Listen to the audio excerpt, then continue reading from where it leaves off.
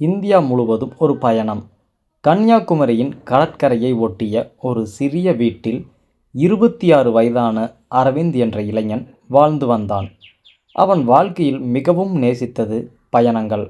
உலகத்தில் எத்தனை விதமான மனிதர்கள் வாழ்கிறார்கள், எத்தனை விதமான மொழிகள் பேசப்படுகின்றன, எத்தனை விதமான வாழ்க்கைகள் இருக்கின்றன என்பதை நேரில் சென்று பார்க்க வேண்டும் என்பது அவனுடைய நீண்ட நாள் கனவாக இருந்தது. சிறுவயதில் பள்ளி புத்தகங்கள் இந்தியாவின் வரைபடத்தை பார்த்து கொண்டிருக்கும் போது வடக்கில் இருக்கும் காஷ்மீரை பார்த்து வியப்பான். தெற்கில் கன்னியாகுமரி, வடக்கில் காஷ்மீர், இந்த இரண்டு முனைகளையும் ஒரே பயணத்தில் இணைக்க வேண்டும் என்பது அவனுடைய மனதில் பதிந்திருந்த ஒரு கனவு. காலம் கடந்த அவனுக்கு 26 வயது ஆனது. ஒரு நாள் கன்னியாகுமரி கடற்கரையில் சூரிய உதயத்தை பார்த்து கொண்டிருந்த போது திடீரென்று ஒரு முடிவுக்கு வந்தான். இனி கனவு காண்பது போதும், அதை வாழ்ந்து பார்க்க வேண்டும். கன்னியாகுமரியில் இருந்து காஷ்மீர் வரை காரில் பயணம் செய்யப் போறேன் என்று உறுதியாக முடிவு செய்தான். அவனிடம் இருந்த பழைய காரை ஒரு சிறிய வீடாக மாற்ற ஆரம்பித்தான். பின்புற இருக்கையை அகற்றி ஒரு படுக்கை அமைத்தான்.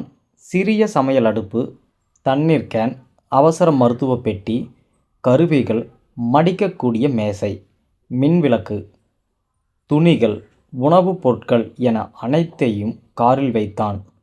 இந்த பயணத்தில் அவனுடன் செல்லப்போவது அவருடைய செல்ல நாய் டைகர். தெருவில் காயமடைந்த நிலையில் கிடந்த டைகரை சில வருடங்களுக்கு முன் காப்பாற்றியிருந்தான். அன்றிலிருந்து இருவரும் பிரியாத நண்பர்களாக மாறிவிட்டனர். பயண நாள் வந்தது. அதிகாலை 4 மணிக்கு காரை ஸ்டார்ட் செய்தான். டைகர் முன் இருக்கையில் உற்சாகமாக அமர்ந்திருந்தது. கன்னியாகுமரியை விட்டு கார் மெதுவாக நகர்ந்தது. அந்த நிமிடத்தில் அவனுடைய வாழ்க்கையில் மிகப்பெரிய சாகசமும் தொடங்கியது. முதல் நாள் முழுவதும் மகிழ்ச்சியாக பயணம் செய்தான். புதிய சாலைகள், புதிய காட்சிகள், புதிய உணர்வுகள். ஆனால் மாலை நேரத்தில் திருநெல்வேலி அருகே சென்று கொண்டிருந்த போது காரில் விசித்திரமான சத்தம் கேட்க ஆரம்பித்தது. சில நிமிடங்களில் கார் திடீரென்று நின்றுவிட்டது. சுற்றிலும் யாரும் இல்லை. மொபைல் சிக்னல் இல்லை. இருள் இறங்க ஆரம்பித்தது. முதல் நாளிலேயே இப்படியொரு பிரச்சனை வரும் என்று அவன் எதிர்பார்க்கவில்லை. காரின் கதவை திறந்து வெளியே இறங்கி என்ஜினை பார்த்தான். ஆனால் அவனுக்கு பெரிதாக எதுவும் புரியவில்லை.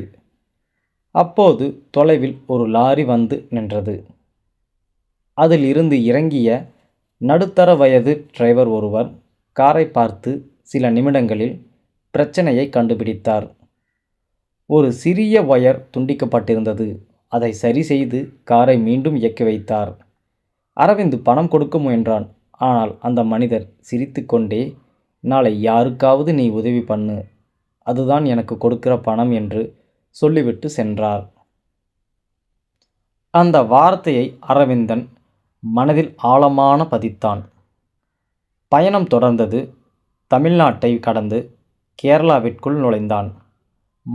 மலையால் நனைந்த சாலைகள், பசுமையாக விரிந்த மலைகள், பின்னேரிகளின் அழகு என அனைத்தும் அவனை மயக்கின. ஒரு மாலை நேரத்தில் மலைப்பாதையில் காரை நிறுத்தி சமையல் செய்ய ஆரம்பித்தான். டைகர் அருகில் விளையாடி கொண்டிருந்தது. திடீரென்று கனமழை பெய்த ஆரம்பித்தது. சில நிமிடங்களில் அந்த இடம் முழுவதும் வெள்ளம் போல் மாறியது.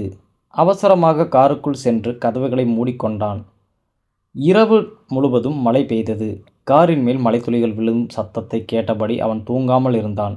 அப்போது தன் பயணம் என்பது புகைப்படங்கள், அழகான காட்சிகள் மட்டுமல்ல, எதிர்பாராத சவால்கள் என்பதை உணர்ந்தான். கர்நாடகாவில் மலைகளின் வழியாக பயணம் செய்தான். ஒரு நாள் அடர்ந்த காட்டுப்பகுதியில் சென்று கொண்டிருந்த போது காரின் டயர் வெடித்தது. மாலை நேரம், அருகில் மனிதர்களே இல்லை. டைகர் பதட்டமாக குறைக்க ஆரம்பித்தது.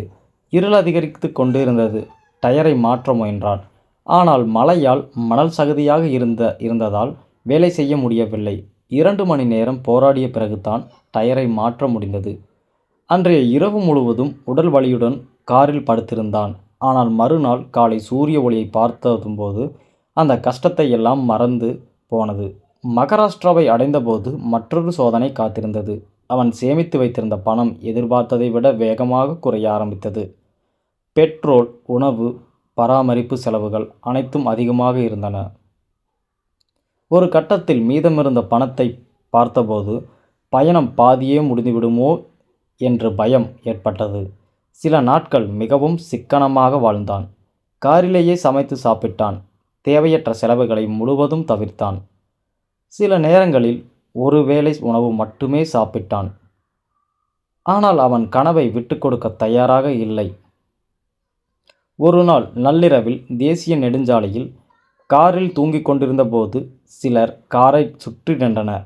ஜன்னல் வழியாக பார்த்தபோது சில இளைஞர்கள் காரை ஆர்வமாக பார்த்து கொண்டிருந்தனர். முதலில் அவனுக்கு பயம் ஏற்பட்டது. ஆனால் அவர்கள் வெறும் ஆர்வத்தில்தான் வந்திருந்தனர்.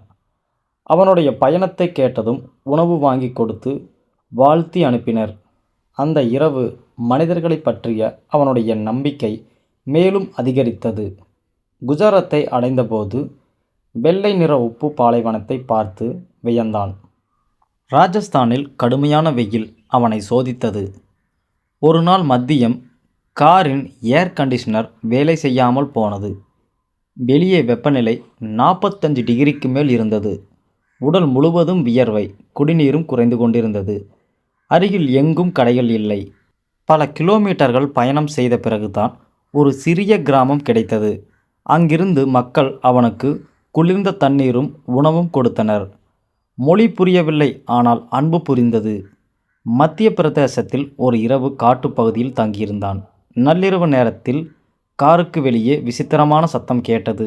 டைகர் தொடர்ந்து குரைத்து கொண்டிருந்தது. வெளியே பார்க்க அவனுக்கு பயமாக இருந்தது. பல மணி நேரம் விழித்தபடி இருந்தான். காலையில் வெளியே வந்து பார்த்தபோது காற்று பன்றிகளின் காலடி சுவடுகள் தெரிந்தன. அந்த இரவு அவனுடைய வாழ்க்கையில் மறக்க முடியாத இரவாக மாறியது. டெல்லியை அடைந்தபோது பல்வேறு மாநிலங்களில் இருந்து வந்த மக்களை சந்தித்தான். அங்கிருந்து பஞ்சாப் நோக்கி பயணம் தொடர்ந்தது. பஞ்சாபில் ஒரு விவசாயி அவனை தனது வீட்டிற்கு அழைத்துச் சென்றார். குடும்பத்துடன் சேர்ந்து உணவு சாப்பிட்டான். அந்த வீட்டில் இருந்த சிறிய குழந்தைகள் டைகருடன் விளையாடினார். அப்போது அரவிந்துக்கு தன் வீட்டை நினைத்து கண் கலங்கின. பல மாதங்கள் கடந்தன. ஆயிரக்கணக்கான கிலோமீட்டர்கள் பின்னால் மறைந்தன. உடல் சோர்ந்து சில நேரங்களில் தனிமை அவனை வாட்டியது. வீட்டில் இருப்பவர்களை நினைத்து வருந்தினான். பலமுறை திரும்பி போயிடலாமா என்ற எண்ணமும் வந்தது. ஆனால் ஒவ்வொரு முறையும் தனது கனவை நினைத்து முன்னேறினான். இறுதியாக காஷ்மீரின் மலைப்பகுதிகளை அடைந்தான். பனியால் மூடப்பட்ட மலைகள் தொலைவில் தெரிந்தன. குளிர்ந்த காற்று முகத்தில் பட்டது. அவன் பல மாதங்களாக கனவு கண்ட காட்சி அது. கார் மெதுவாக முன்னேறியது. ஒரு இடத்தில் காரை நிறுத்தினான். வெளியே இறங்கினான். டைகரும் அவனோடு ஓடி வந்தது. பனிமலையை பார்த்தபடி நீண்ட நேரம் அமைதியாக நின்றான். அவனுடைய கண்களில் கண்ணீர் வழிந்தது. அந்த கண்ணீர் சோகத்தால் அல்ல, மகிழ்ச்சியால். ஏனெனில் அவன் காஷ்மீரை மட்டும் அடையவில்லை, இந்தியாவின் இதயத்தை பார்த்திருந்தான். நூற்றுக்கணக்கான மனிதர்களின் அன்பை உணர்ந்திருந்தான். பல்வேறு மொழிகளை கேட்டிருந்தான். பல கலாச்சாரத்தை அனுபவித்திருந்தான். ஆயிரக்கணக்கான நினைவுகளை சேகரித்திருந்தான். அந்த நிமிடத்தில் அவன் புரிந்து கொண்டான். வாழ்க்கை உண்மையான மகிழ்ச்சி இலக்கை அடைவதில் இல்லை, இலக்கை நோக்கி செல்லும் பாதையில் இருக்கிறது. கன்னியாகுமரியிலிருந்து காஷ்மீர் வரை சென்ற அந்த சாலை அவனுடைய ஒரு நாட்டை மட்டுமல்ல, ஒரு புதிய வாழ்க்கையையும் காட்டியிருந்தது. பனிமலையின் முன்னால் நின்றபடி டைகரின் தலையை தடவினான். சூரியன் மெதுவாக மலைகளின் பின்னால் மறைந்து கொண்டிருந்தது. ஆனால் அரவிந்தின் மனதில் இன்னொரு புதிய பயணம் உதயமாகிக் கொண்டிருந்தது. ஏனெனில் உண்மையான பயணிகளின் கதைகளுக்கு முடிவு என்பதே கிடையாது. அது ஒரு புதிய தொடக்கமாக மட்டுமே இருக்கும். இந்த கதை உங்களுக்கு பிடிச்சிருந்தா நம்ம தமிழ் ஞானம் சேனலை உடனடியாக சப்ஸ்கிரைப் பண்ணுங்கள். நன்றி, வணக்கம். வேறொரு கதையில் சந்திப்போம்.